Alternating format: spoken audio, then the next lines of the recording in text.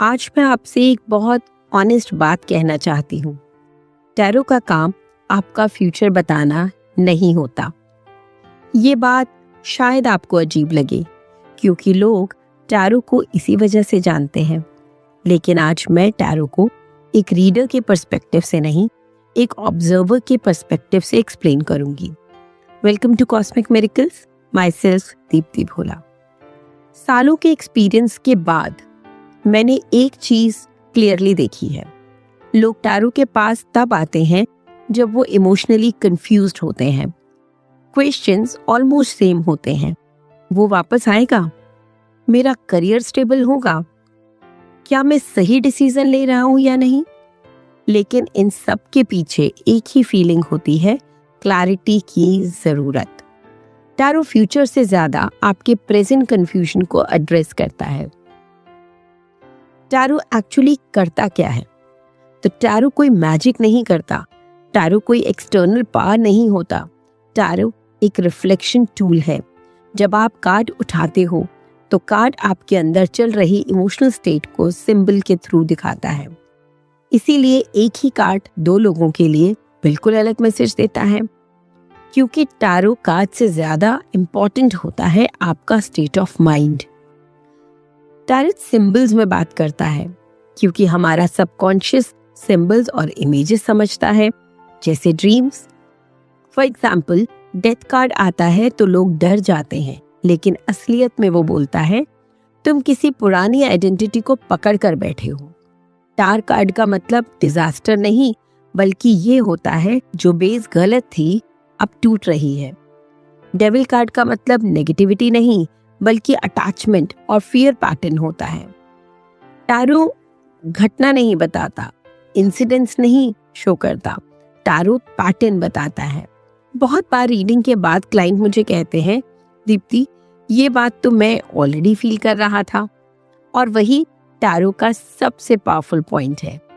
Tarot reading असल में reader and client के बीच कन्वर्सेशन नहीं होती, ये आप और आपके इनर वॉइस के बीच कन्वर्सेशन होती है।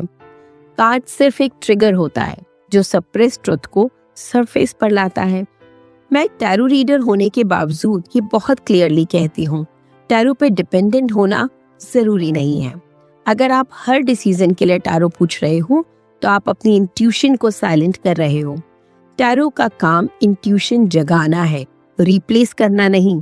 जो टैरो आपको वीक बनाए वो गलत यूज हो रहा है। हेल्दी टैरो यूज का मतलब है क्लैरिटी लेना, अपने इमोशंस को समझना और पैटर्न्स पे काम करना। मैं टैरो, एस्ट्रोलॉजी, न्यूमरोलॉजी और वास्तु सबको एक ही नजर से देखती हूँ। ये सब टूल्स हैं, डिसीजन मेकर्स नहीं।